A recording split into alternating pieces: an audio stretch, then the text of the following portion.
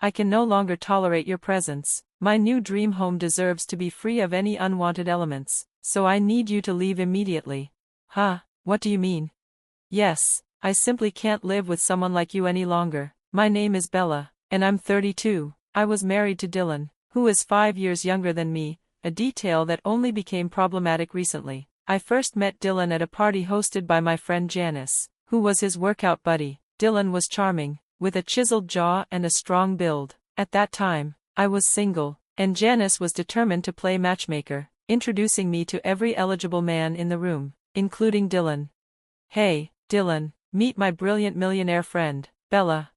Janice, please stop embarrassing me.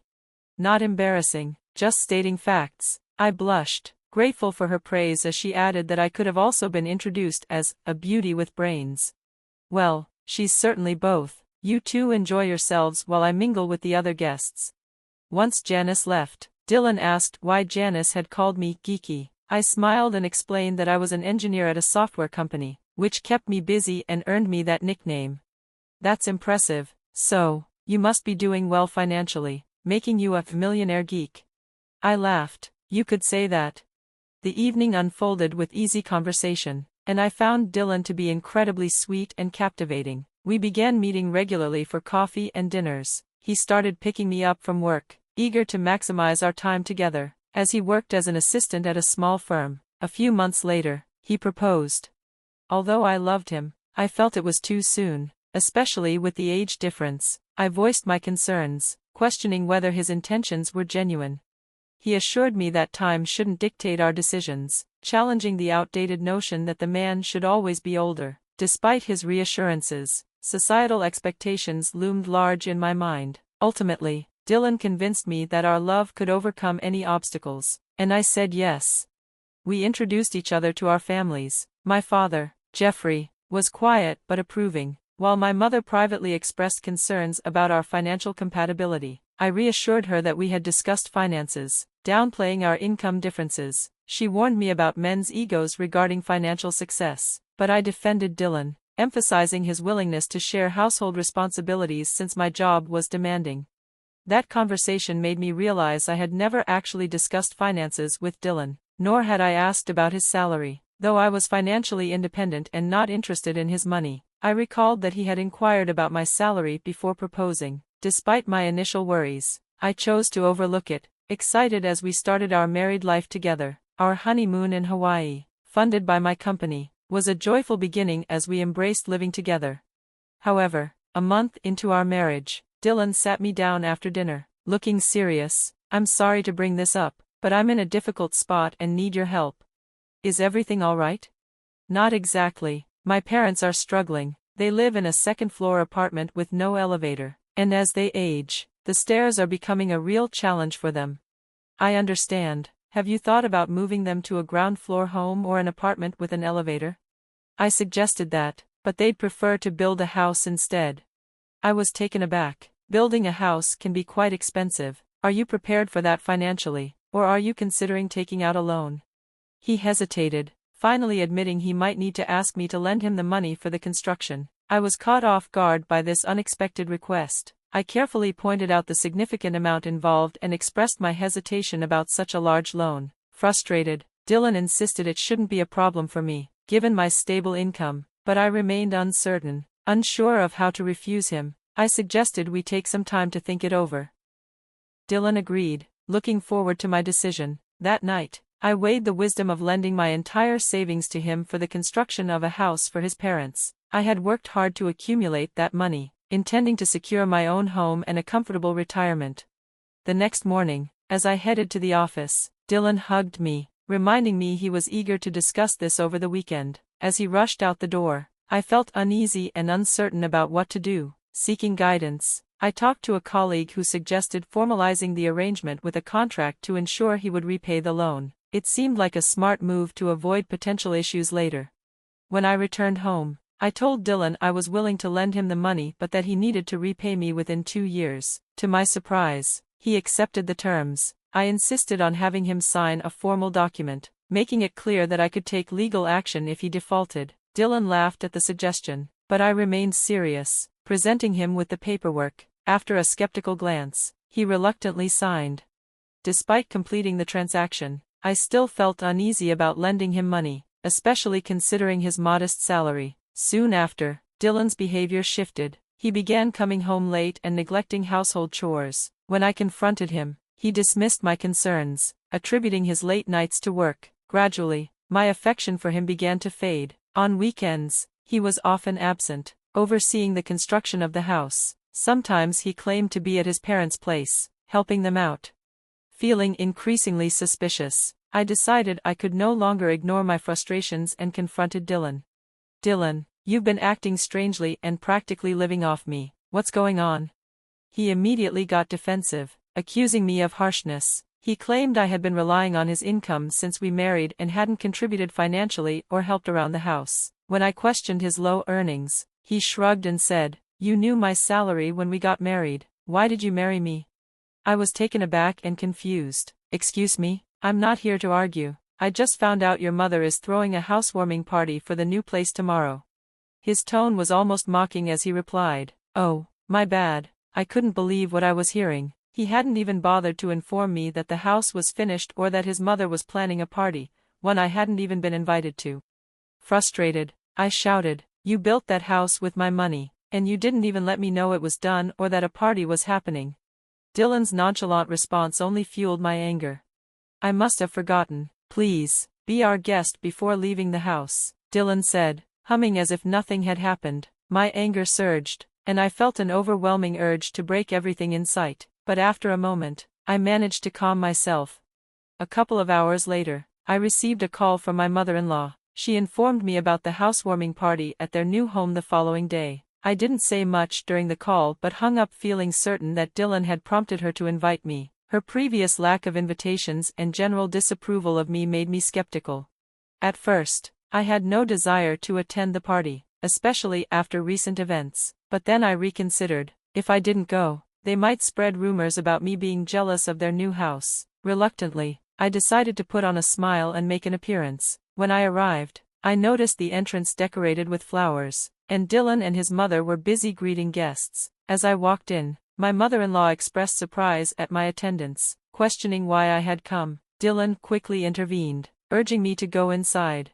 Inside, I found my father-in-law sitting alone. Despite the tense atmosphere, he greeted me warmly, thanking me for my financial contribution. It was a rare genuine moment amid the awkwardness, and I felt a sense of satisfaction in having lent the money, even though Dylan and his mother never showed any gratitude. Throughout the event, both Dylan and his mother remained indifferent towards me. I spent the time making small talk with distant relatives, eagerly waiting for the party to end so I could escape the toxic atmosphere. As soon as the guests left, I approached my father-in-law to say goodbye, but before I could leave, my mother-in-law interjected, dismissing my concern for her husband's well-being and accusing me of neglecting my responsibilities. Confused, I defended myself against her claims of laziness, insisting I didn't rely on Dylan for support. She insisted I should be grateful for his tolerance, accusing me of mistreating him. When my father-in-law tried to mediate, Teresa continued her tirade against me. I was taken aback when she accused me of mentally torturing Dylan for money, referencing our signed agreement. In disbelief, I denied any such behavior. Despite my father-in-law's attempts to intervene, she kept berating me, even insulting my appearance. Frustrated, I lost my composure and shouted back, questioning how she could speak to me that way. Dylan jumped in, scolding me for raising my voice in front of his mother, conveniently ignoring her earlier verbal abuse. Fed up, I expressed my dissatisfaction with their treatment and stated my intention to leave.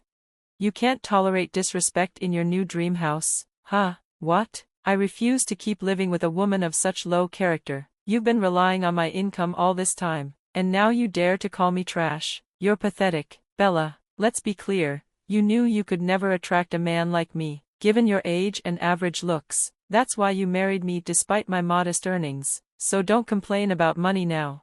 My face flushed with anger as I felt deceived in this marriage. I shouted back, unable to endure a life with someone so shallow. I demanded a divorce and the return of my money. Dylan responded with a malicious laugh, mocking my desire for a divorce. He insisted that if I wanted to end things, I would have to pay him, revealing his true colors. He admitted he had accessed our joint bank locker a month ago and taken important documents. Numb, I left the house. Unable to bear their insults any longer, I headed straight to the bank, where I discovered the missing papers from the locker. The logs confirmed that Dylan had accessed it, and since we had a joint account, I realized he had only taken my contributions. Checking my wardrobe, I found that even the copy of the document I had kept there was missing. It dawned on me that Dylan had manipulated our entire relationship, showing interest in me only for my salary. He had emotionally coerced me into lending him money for his parents' house, only to later cast me aside. To make matters worse, he had stolen the agreement, leaving me powerless to reclaim my funds. Despite feeling tricked in many ways, I managed to keep the original papers safe, determined to seek justice. Gradually, I sensed that Dylan would betray me. Acting on instinct, I secured the original documents at my parents' house and kept copies both in the bank and my wardrobe. Even amidst the pain and insults, I felt relieved that I had followed my gut, getting the agreement signed and keeping it beyond his reach.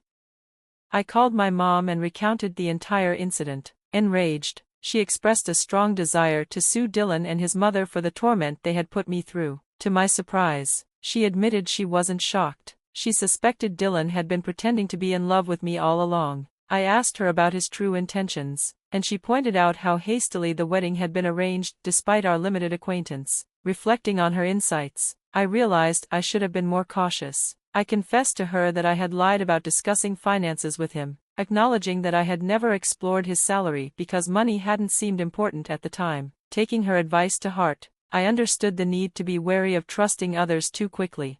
Empowered by my mom's support, I hired a lawyer and sent divorce papers along with an official notice demanding repayment within 2 years. I warned that if he failed to comply, the court would sell off his property to recover the owed amount. Dylan and his mother were blindsided and the divorce papers and repayment notice reached them. Desperate calls followed, but I ignored and blocked their numbers. Even Dylan's attempts to contact my parents went unanswered.